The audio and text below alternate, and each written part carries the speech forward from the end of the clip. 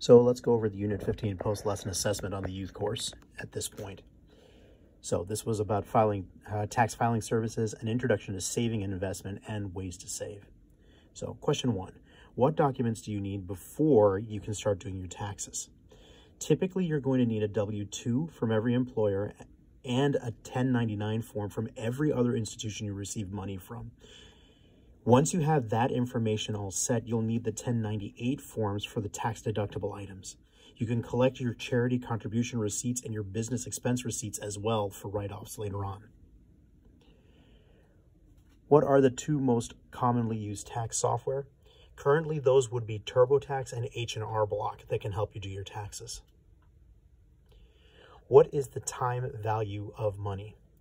This is the concept and the principle that any amount of money that you have now has the potential to be worth more later on if you invested it, meaning that your money becomes worth less and less and less over time unless you have invested it in order to make its value grow.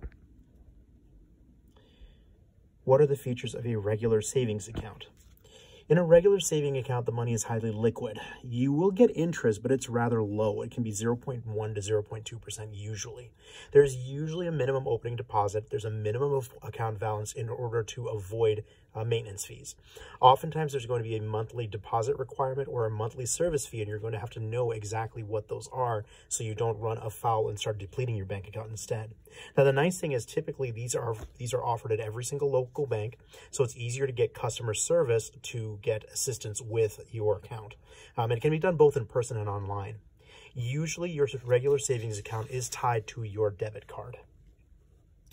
What are the features of a high-yield savings account? So the interest rate is usually much higher than a regular savings account. You can get up to 3 to 4% of an interest rate.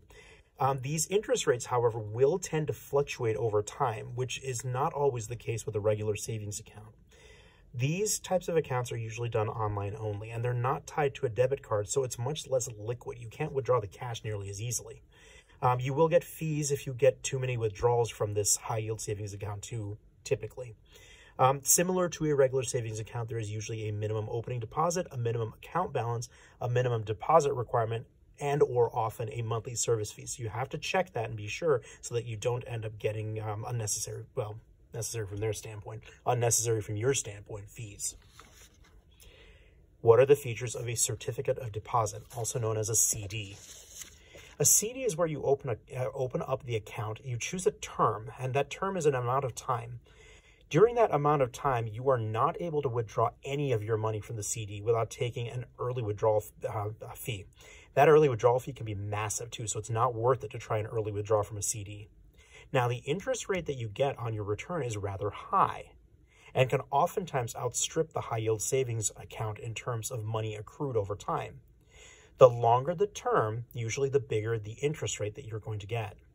There is usually a minimum opening deposit. There's typically no monthly minimum fees or even monthly deposits. And this is usually done either locally or online, so it's relatively easy to get customer support.